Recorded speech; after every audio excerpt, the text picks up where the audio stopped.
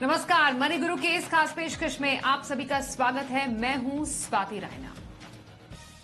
अच्छे पोर्टफोलियो के लिए एक बेहतरीन एसेट एलोकेशन होना बेहद जरूरी है। मतलब अलग अलग जोखिम को मैनेज करने के लिए अलग अलग एसेट क्लास में आप निवेश करें और बाजार को टाइम करके निवेश ना करें। यही आपके पोर्टफोलियो के लिए लंबे वक्त के लिए फायदेमंद साबित होता है। अब ये एसेट एलोकेशन स्ट्रैटेजी काम कैसे करती है, कैसे एसेट एलोकेशन करें, खास तौर पर अस्थिर बाजार में जोखिम से बचने के लिए एसेट एलोकेशन कैसे आपके काम आता है, इस पर करने वाले हैं आज खास चर्चा।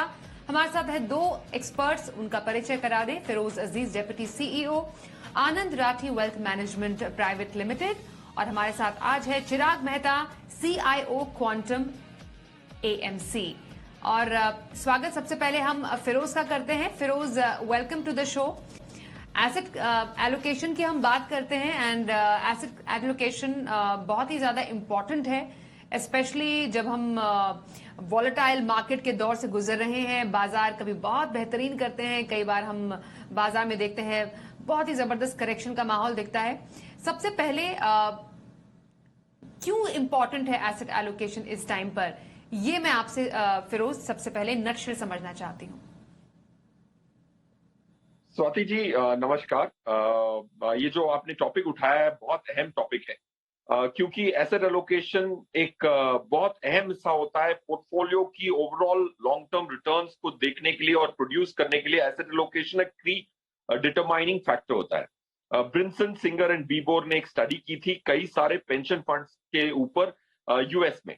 तो उसमें ये निकल के आया कि 93% जो आपके पोर्टफोलियो की निष्कर्ष निकलती है 10-20 सालों में या उससे भी लंबी अवधियों में, वो एसेट एलोकेशन डिटरमाइन करता है 93% of the fate of the money you invest.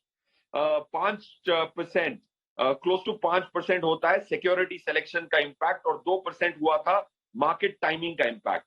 तो अगर इसको हम अगर जहन में बिठाएं तो इससे ये साबित होता है कि 93% जो हमारी लाइफ की इन्वेस्टमेंट जो जमा पूंजी है उसकी निर्भरता एसेट एलोकेशन पे होगी। तो इसको समझना, इसको इंटरलाइज करना, इसको अडॉप्ट करके पालन करना इंपॉर्टेंट है।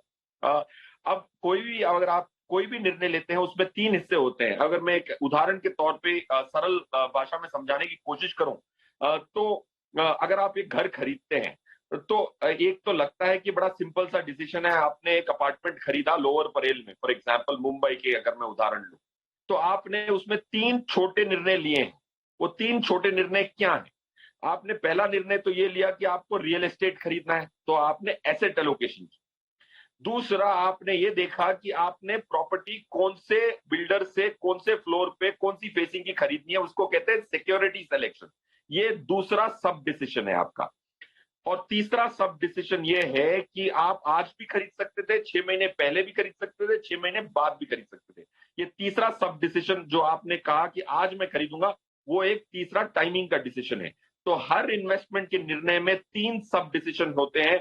जो पहला निर्णय था कि रियल एस्टेट खरीदेंगे, वो सबसे अहम डिसीजन माना जाता है और उसकी चॉइस को एसेट एलोकेशन कहते हैं। कितना पैसा आपका कौन सी एसेट में जाना है, इस निर्णय को एसेट एलोकेशन कहते हैं। स्वाति जी, लंबा आंसर दिया मैंने, ये कुछ अहम था इसीलिए मैंने कहा कि विस्तार में समझाना जरूरी था।